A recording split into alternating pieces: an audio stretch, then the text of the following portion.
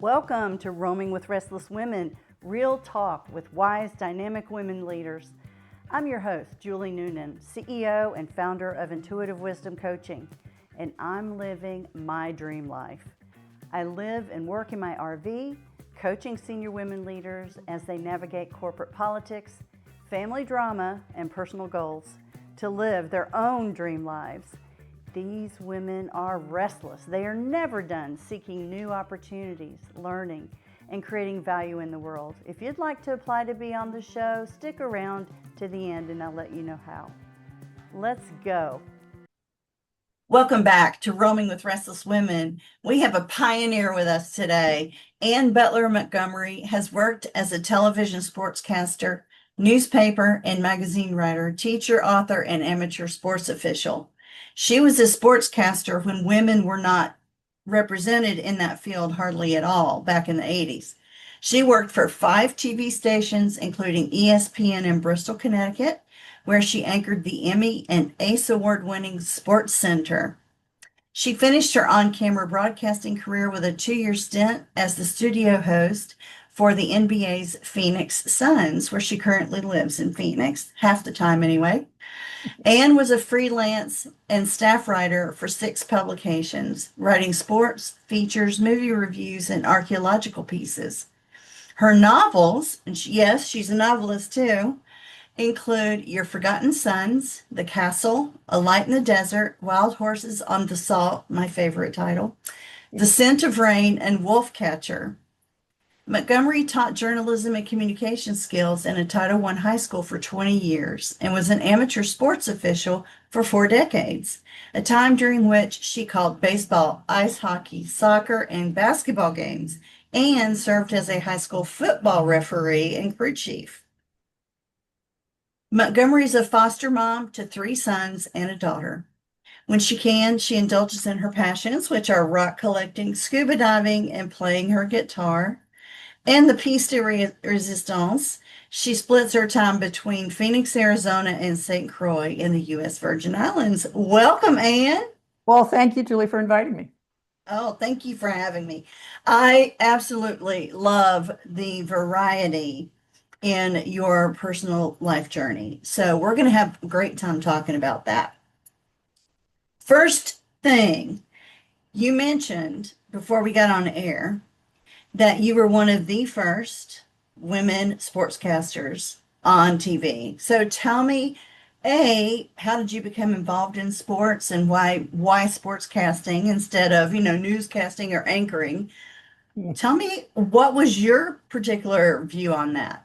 I realize now looking back that I was an idiot because, when my mother stood there and said, so you have to go to college, and I was 17, what do you want to be when you grow up? I said, I'm going to be a sportscaster. And she looked at me and she said, don't be ridiculous. I'm trying to have a serious conversation with you. But I was being serious. The thing is, I grew up, I was an ice skater growing up. I was not a good ice skater. I was an ice dancer. I was way too big. I was too heavy, but I grew up in an arena. And like anybody who ever picks up a tennis racket or a baseball bat or football, you all briefly have these dreams of, in my case, gold medals. And, I'm going to be an NFL quarterback. So I got that. I started skating at 5 and I skated for about 20 years. And even though I knew that wasn't going to happen, that athlete part of my heart went, oh, wouldn't that be great? And so I became enamored of sports. Because I grew up in an arena, I also fell in love with ice hockey. Now today, I would play hockey. I would not be an ice dancer. Okay, I would have loved to play hockey, but I was before Title IX. Girls didn't do that sort of thing. And so I grew up loving hockey and ice skating, and I was in a high school in northern New Jersey where we had a broadcast crew, and I was on that crew, which meant for a half hour every morning we did a radio show. We had music, we had announcements, and one day one of the hockey players came up to me and handed me an announcement to do because he knew me I was the statistician for the hockey team. And so I went up and I pulled all the sports stories out of the basket where people dumped their announcements, and I went to read them, and the guys freaked out. They said, you can't read the sports, you're a girl. And so I said, I'm going to read them anyway. So we're arguing, and the teacher who ran Oh the my broadcast crew comes out goodness. and goes, if Annie wants to read the sports, she can read the sports. She got a show to do in 5 minutes. Do it. So I read all the sports. So they were angry. And the next day I pulled all the sports stories again before anybody got there. And I started doing the sports every day. Well, the guys were annoyed. So they gave me a theme song, which was Mission Impossible. You know, da, da, da, da. And then they'd say, and up next, Big Ann with the sports. And they thought by calling me Big Ann and playing Mission Impossible that I would see the error of my ways and quit, but I didn't. That was I their really version liked of bullying back Right. then. And so I enjoyed it. So people started giving me all the sports announcements. And so the day my mother said that to me, I was like, yeah, I want to be a sportscaster. And of course, when I went to college, I went to Miami of Ohio, and my professor said, you'll never be a sportscaster, you're a woman. And even though they said that senior year, they did we had a PBS station there, and they were going to do a Miami of Ohio sports teams show. Would you like to co-anchor it? Yes, that'd be great. And so when I got there, I found out that the football coach, the baseball coach, and the basketball coach all refused to speak to me. They would not be interviewed by me. I couldn't interview their players. And so the male that I co-anchored with, he did that. And I'm like, well, what am I supposed to do now? Then I realized that, like most universities, there's all kinds of teams. There's wrestling and hockey and gymnastics and tennis and swimming and all these teams that no one ever paid attention to. So I started contacting them. They were so thrilled that Yes. anybody wanted to do a story on their teams, which were always ignored. They didn't care that I was a girl. So I did that. But these shows were right. So I did. So I got out of college with my degree. It's 1977. I couldn't get an interview anywhere. I moved Wow. to Washington, D.C., and I got a job in a bar in Georgetown in the 80s. Oh, what fun that was. Slinging drinks. Oh, Yeah. God. Yeah, I was a server and a bartender, and my parents were appalled. They came down and had an intervention. They're like, what are we going to tell our friends? You're a waitress. But I was having Oh, such a good time. But anyway, accidentally, again, I went to a Washington Capitals game one night, and with my aunt, who was more like a sister. And uh-huh. she brought a date, and the date was an amateur ice hockey official. And he was bemoaning the fact that there just weren't enough officials for kids' games. And my aunt goes, well, Annie can skate, not paying attention to the fact I'd never been on hockey skates, which are different than figure skates. Oh, yeah. And she goes, yeah, she can do it. And the guy goes, you want to be a referee? And I said, sure. Right. So I took the test, did the whole thing, and I went to that first hockey game. I don't know. Have you ever seen little kids play hockey? Oh, they're so I cute. know their little jerseys down to their ankles and their tiny Oh, little I sticks, and their know. helmets are always crooked because their heads are too little. And Yeah. I put on those brand new hockey skates for the first time. And though I'd spent my life on figure skates, the big difference is toe picks. Oh, yes. So I'm a lazy skater. If I fell, I'd jump up on my toe picks. And so I went out to take that first face off, and I fell, and I couldn't get up. I kept digging my toe pick out of habit, and I kept falling over. And these 6-year-olds are staring down at me like, "What's wrong with the referee?" I remember nothing else from that game, but I remember the drive home, and I realized I did not know enough about sports to be a sportscaster. I didn't watch sports. Oh. I really didn't. I understood hockey, but football, baseball, soccer, basketball, I really didn't understand those sports. So I decided then and there in that drive home that I was going to become a certified sports official in the 5 main team spectator sports: football, baseball, ice hockey, soccer, and basketball. And I would do that for 5 years and work in the bar. And that when I was done, I could convince some forward-thinking news director that they should hire me. And that's what happened. 5 years later, I was 28 years Wow. old, and I 5 years. yeah, I applied to an open box in the back of Broadcasting Magazine. This was way before the internet. And they didn't tell you where the town was. They just said sportscaster wanted, apply to box 1324. I did that. I get a call from a news director in Columbus, Georgia. And going from Washington, D.C. to Columbus, Georgia was like time travel Uh-huh. backwards. And I went there, and they said, okay, you're our new sports director, and you're going to anchor the 6 and 11 o'clock news. It's Sunday night. You're going to be on Wednesday. I didn't know how to do TV. I knew how to make a good drink, but I didn't know how Well, to you be on also TV. knew how to do radio, though, or announcements at least. Yeah, but that was that was 10 years earlier. I mean, I was Yeah, about, well, and well, I did it in college, but it was taped. This is live TV. So yeah, it was a nightmare. I made a lot of horrible mistakes.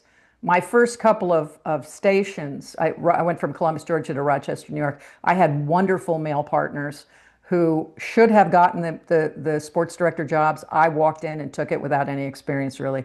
And they were very kind Wow. and helped me. Throughout my career, I worked for 5 TV stations. There were some lovely people and there were some jerks. But I was very fortunate early on to have two Yeah. great guys who took me by the hand and said, "This is how we do this." And so I learned. And that's why I always encourage young people who want to be in broadcasting, please go 1,000 miles from anyone you know, because you're going to make mistakes in front of people Yeah. on TV. And so you try to forget about those. But yeah, so I ended up doing it, even though everybody said I couldn't. And then you wound up on ESPN Yes. when it basically when was this, in the 80s or I was 90s? there 90 to 92, and it was, Okay. and suddenly they said, you can't have an entire newsroom full of men. You have to, Oh you have yeah. They were diversity. starting to, Oh, I am yeah. so, you have to have diversity, that kind of stuff. And Yeah. so they had one woman at a time, basically. They were awful to all of us. Um, it really upset me because why would you hire me if you didn't think I knew what I was doing? And I'll give you an example. Are you a baseball fan at all? Not really. Okay, I think I'll it's tell the story boring. anyway. So I ended up officiating, and I never quit officiating, even though I was in TV. I officiated for 40 years. I ended up being Wow. a baseball umpire for 25 and a football official for 40. But so I was an umpire, and when you do Sports Center, usually you have the opportunity to see the highlights before you go on. A young production assistant will put some highlights together, come to your desk and say, "I finished these highlights, come take a look," and then you put them in your own words, because we all do highlights. Yeah. But sometimes the game ends while you're on the air. And so this young kid flies in a commercial break, throws me some highlights, the red light goes on, and I have to do them. So I go, "Oh, and let's go to Wrigley Field." And the first shot, he goes, "Oh, a fan is hit with a foul tip in the front row at Wrigley Field." And I knew that was a mistake. That can't happen in baseball. You cannot be hit with a foul tip. And you're probably Okay. thinking, why? Why can't you? Well, after the show, there's something called a postmortem where all the people, 12 people, get together that worked on the show, sit in a conference room and discuss what went well, what went poorly, what can we do better. And so I went, "Rich," to this young production assistant. I said, "Rich, that first play was wrong." He goes, "No, it wasn't." I said, "Yeah, it was." I said, "You can't be hit with a foul tip in baseball. A foul tip is a ball that goes from the bat to the catcher's glove. It's caught. It's a live ball, which means that if you're stealing home, they can make a play on you. A foul ball goes out of play, it's a dead ball." Right. So it's a very important distinction. And there's silence, all these guys, all guys. And he stood up, he goes, "You're nothing but a picky bitch."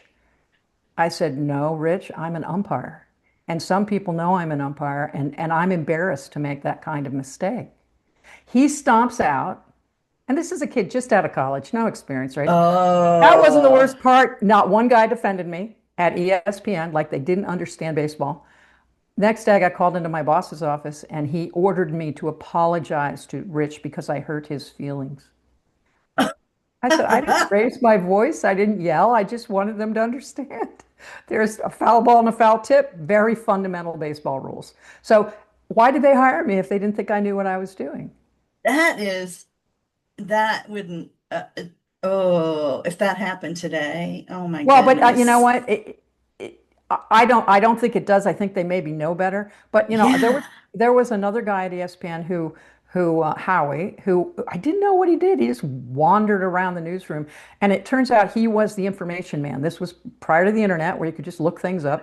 And if you Oh, needed a piece of information, you called Howie over and said, "Howie, why? What? When was who was the home run leader in 1964?" He would know that. Or oh he'd my find it for you in like gosh. 2 seconds. So I never used Howie's information. But one day he walked by and I was late. And I said, "Could you help me?" And he gave me a piece of information. I said, "Thank you so much." Went on the air. Get called into my boss the next day. "Why did you say that on the air?" I said, "Well," and I didn't want to throw Howie under the bus. But I then Yeah. see him leaning in the door behind me. I said, "Well, Howie gave me that information." And Howie looked at my boss. He said, "I never told her anything." So I could no longer use the fact man. So it was that kind of thing. It was always, Yeah. I will, again, I'll say this, there were some lovely men I met along the way who were very Hmm. helpful, but there were always a few who felt offended that I was not in my place. Well, Hmm. we all know, especially women of our age. I'm pretty much the Yeah. same age as you.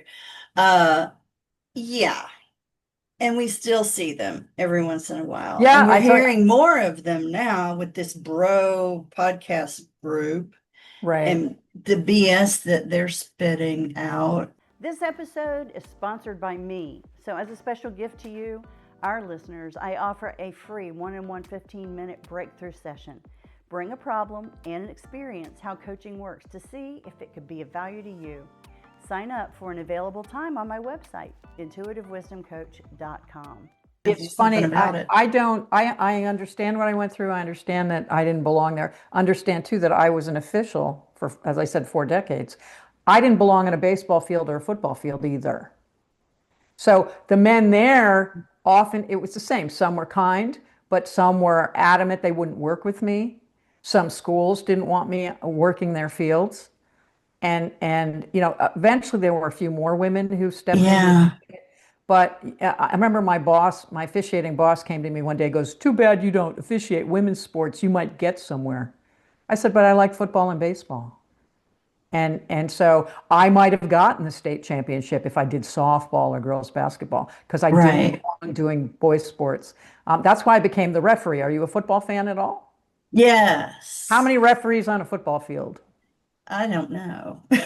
Well, it's a trick question because there's only Okay. one.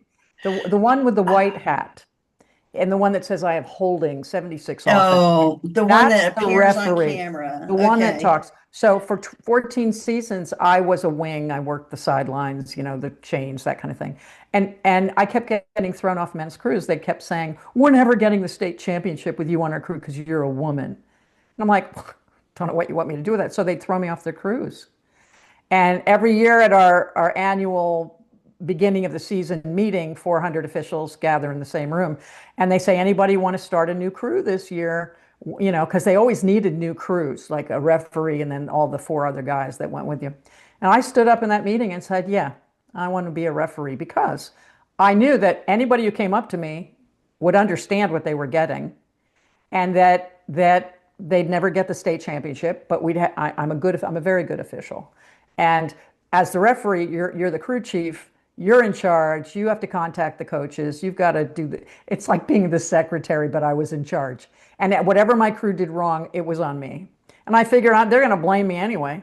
So I ended up, in the beginning with guys that really weren't very good officials and no one wanted them. But that was Mhm. fine. And eventually I ended up with guys that stayed me 10, 12, 13 years at a time. And we were like family. And that's what I miss. I don't miss Yeah. TV. I don't miss teaching, but I miss Friday night football with the boys. I really do. And I Yeah. always got a big thrill of walking out on the field and hearing people go, "Hey, the ref's a girl." Well, moving on from the referee life and the sportscaster life, you're an author. You write novels. How I did this come do, I about? do, and it was a sort of a when my contract was not renewed at ESPN, and my partner Ryan, I would say I was fired. He said, "No, your contract was not renewed." I said, Yeah. "Yeah," but and I did a little bit of work with the Phoenix Suns. I worked 2 seasons as Mhm. their studio host, but then I was 40, and I couldn't Yeah. get a job on TV anymore because I wasn't pretty enough anymore to be on camera. And that is a reality. I have told my students, they're like, "That's not fair. They can't do that." I said, "Yes, they can. They can." I'm 40 years old. The target audience for sports are 18 to 34-year-old males.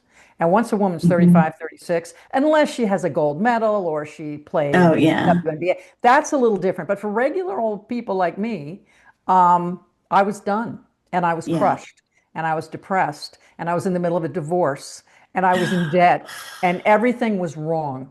And I didn't want to run into anybody I knew. I was Yeah. embarrassed. I didn't want anybody to look at me and say, "So what are you doing now?" Because I couldn't get a job doing anything but officiating. So I went from ESPN to calling Little League and and, Wow. and doing high school ball. And I felt I had fallen so far that I didn't want to see anybody I knew. And I realized now I was depressed. And I kept Quite, I'm trying to get sure. jobs and nobody would hire me. I remember I even went to a sports bar, brand new sports bar, bartender needed. Now, okay, I've got no money. I can't pay my bills. And I went in and I said, look, I can entertain your your patrons, whether they're sober or not, and I can make a great cocktail. And he stood and paused for quite a long time. He looked me up and down and he said, I don't think so. And I realized he was looking for a 20 something in a short skirt and a push up bra. And I was like, I was horrified. So I was officiating. That's all I did. And I remember one day I was in the grocery store and I'd just done a baseball game and I've got my sweaty navy blue t-shirt on, my gray slacks, my baseball shoes, and I'm buying something at the grocery store and some man is staring at me. And he comes up to me and he looks at me and he goes, didn't you used to be somebody? And I'm like, no, no, no, no. And I was like, that it was, I was horrified. Oh my gosh. And so I'm embarrassed to say a number of years went by while I lived like this. I took way too long to turn things around. But people kept telling me you should be a teacher. And I'm like, I don't want to be a teacher. I'm going to be a sportscaster. And like, no, you spent your life working around kids because of being an official. And so Yeah, I went back to college at 42, got my teaching good for cert, you. eventually got my master's degree, and I ended up teaching in a Title I school. Title I means 75% of the kids live in poverty. Yeah. And I was hired to teach in a communications magnet where we had a little TV station, a radio station, newspaper, that kind of thing. And I came in there and I was a hard ass because I'd been in the real world, right? You got to be on time. You have to Yeah. meet your deadlines. And one day I'm in class and the kids hated me. They just did. I wasn't reading the room well. And this little they'd done that bad TV show and I was embarrassed by the product we put out. And the little girl stood up, very pretty little girl, and she goes, "We don't like you." And I went, I just paused. She goes, "And we don't need you." And every kid in the classroom left. I'm standing in front of an empty classroom, Holy cow. crying, What grade was crying. Okay. this? I'm not going to tell you I never cried, but I never did it publicly. I'm crying in front of an empty classroom. And What grade? What grade was high this? school, sophomores, juniors, seniors. And I kept thinking, but another teacher came to me shortly thereafter and she goes, have you ever considered being nicer? Like, what do you mean nice? I said, the world's not nice. Sports fields aren't nice. The newsroom is not nice. I'm teaching them to understand how to deal with life. Be punctual. She goes, you need to be nicer. I didn't get it, right? And then one day I was in another class. This kid was chronically late every day. He came in 5, 10, 15 minutes late. So I drag him out. I said, you can't be late. You'll never be successful, whatever. And this kid's like 14, staring at his shoes. He goes, Miss Montgomery, I am so sorry. He said, but I slept on my uncle's couch last night and I didn't understand the bus system and I never know where I'm sleeping every night. And I try to get to school on time, but I can't. And I went, oh crap, I'm talking to a homeless child. And the light bulb went off in Oh, my head and I went, ah, nicer. I need to be nicer. I was nicer. wow. Never get, and I realized at that point that you can't look at kids as a whole group. You have to look at them as individuals. And from that point on, I talked to every kid. What's going on? How are you doing? What are you interested in? What club can we get you in? How's life? How can I help? Yeah. And that's how I became a foster mom. Because, Okay. I was yeah, going to ask you about which that. is the most ironic thing because I couldn't have any children of my own, which when I was married, we tried to have children. It was very upsetting, as you can imagine. Oh, And yeah. so I gave up, right? So my kids lived in poverty, in ghetto situations, drugs, gangs, weapons, teen pregnancy, abuse, neglect, all of that. And so I worried at the end of the school year because they 10 weeks of unstructured life and no food. Many of them didn't have food. We would send food. Yeah. We had free breakfast and lunch. And let me say here, I grew up in a middle class world where there was always whatever I needed. So Right. I didn't appreciate that until I was teaching in the school. By the way, stayed at the school for 20 years.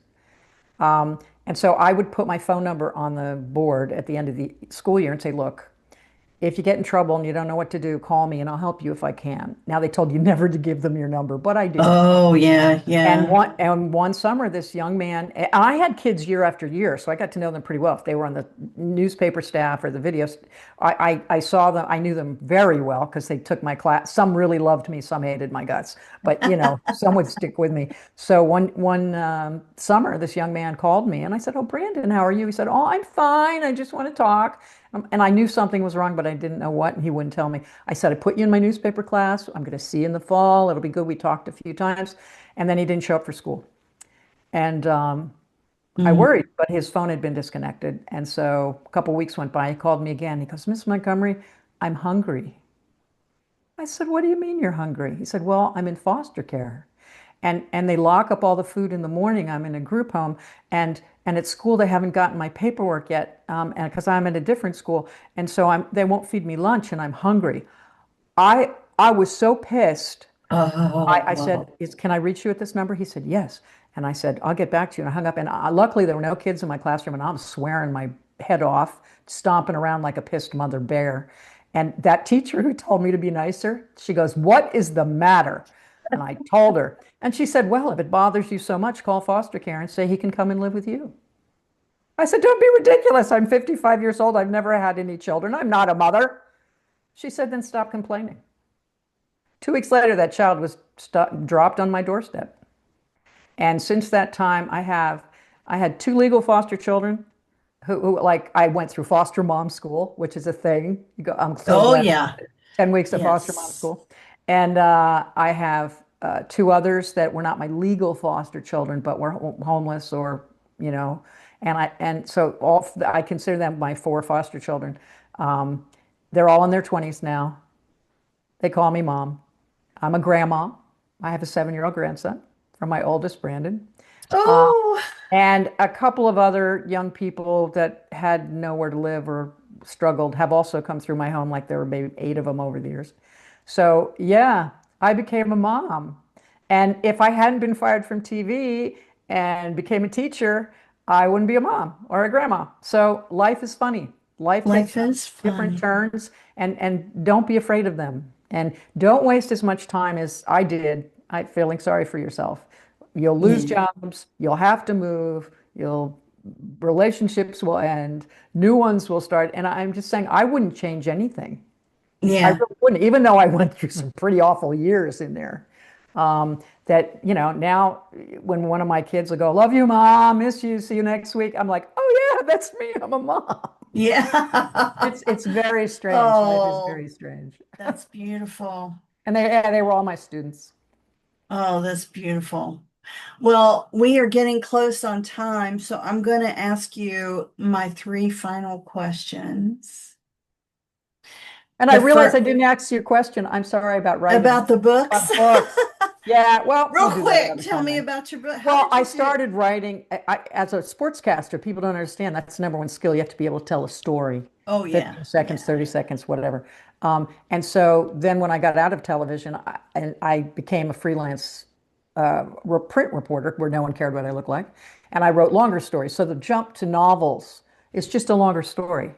Mm. Write about things that interest me, not sports, things that interesting stories in the paper, societal issues, kids and cults, environmental Wow. issues. I have a couple historical fictions. So yeah, that's what I do now. I'm an author. I wish I had that touch. My mother kept telling me when I was growing up, you need to write, you need to write. I have an English major and a master's degree in English literature. What did that get me? Not much, but I absolutely love stories and reading. And yeah, so I would love to be an author one day. We'll see. We'll see if I get inspired. Okay, here's my first question for you. If you can close your eyes real quick and tell me what appears in your mind's eye when I say wise woman. For some reason, it's always a Native American woman sitting on a Mm, mountain with long, loose hair and being peaceful somehow. yeah. I don't know why that is. Except I've lived in the Southwest for 35 years, 34 years, and we have a large Native American population. And I've written about some of my books deal with the archaeology and the Native Americans who've lived here hundreds of years ago. So that's probably why Wow. that's the case. I have that same exact vision, to Yes, be that's honest with great. you. And it's because I was brought up thinking that I had Cherokee Indian ancestry. I did 23andMe, and I don't. But my whole family believed that we had, Cherokee Indian ancestry, so that was kind of funny. But I have the same vision of a wise woman, a Native American shaman, healer, That I someone wrote that one that, of my books, Wolfcatcher, is about a oh, woman okay. like that. But Oh, I she have lived to read 900 that. years ago. Yeah. Oh, yeah, I definitely have to read that. Okay, my next question is, where do you like to roam? Anywhere where there's wilderness and not a lot of people. Mm, I'm a rock collector. I have 400 specimens just in my living room. So, yeah, the Arizona desert is magnificently beautiful, the Sonoran Desert. yeah. But, I love the mountains. I love the forests. I camped a lot as a kid. I love being out in the middle of nowhere. And I'm a scuba diver. So, Uh-huh. drop me in the ocean and let me just hear bubbles. And Oh, yeah, so I like to be in wilderness areas. yeah, me too. My younger daughter's a geologist, and Really? yeah, oh yes. Cool, cool. And we had rocks always, I've everywhere. always had rocks since I was a little kid, and I'd go to Yeah. camp every summer, and my mother would take them and throw them in the garden. It would rain, they would sink. I'd go out, I'd dig them up, bring them back in. She finally, and then when I'm older and I have beautiful rocks, she goes, "Do you have something pink for this corner of the living room?" It's like, you hated my rocks. Now you love them. Yeah. I had rocks from the one daughter, and I had lizards and snakes and any kind of reptile from my other I am daughter. both of your daughters combined. I do that There we too. go. Well, Yeah. she was a herpetologist. Now she's a mortgage underwriter. She couldn't Yep. find a job in her major, but she continues. And we had PetSmart in our basement for a long I time. understand. Yes. Okay, final question. This one's pretty good too. What makes you restless in a good way? In a good way. I know the bad way is boredom. I'm very bad. Yeah. Restless. I think maybe my endless curiosity, because if I see something and I become inspired by it, so I have to know all about it right now. I can't Yeah. let it go. I can't go, maybe I'll do that tomorrow. I have to immediately start, Googling things and looking into it. Yeah, I'm constantly looking things up and trying to, again, I'm delighted I was born with endless curiosity. Oh, And me too. and that's why it's funny, because my books are so different. They're all so different about so many different things. I say, yeah, but they were interesting. The Yeah. idea inspired me, and I'm still looking for another one if I'm going to write another book. I don't know. But yeah, and I write articles every week. I blog every week. So these things fascinate me. I just wrote Oh, one yeah. about the people who are trying to regrow the coral reefs. And I went Oh, to one of the yes. facilities and met the people and saw the little baby corals. They treat them like human infants, little Oh, babies. It was really cool. So yeah, I write about things that interest me, and once I fixate on something, I have to talk to people involved. That's the reporter, you know. oh, When yeah. I write my novels, I mean, Wild Horses on the Salt. I needed a cattle rancher, so I called one. Hi, Mr. Cattle Rancher. Can I come to your ranch and talk to you? Sure. So I went out and met a cattle rancher, and he happened to be a beekeeper. So the character in the book is a cattle rancher who's a beekeeper, and I learned That about is so beekeeping and cool. cattle ranching. So yeah, so that I don't know if it's restless or if it's I just zero in and want to learn more about things.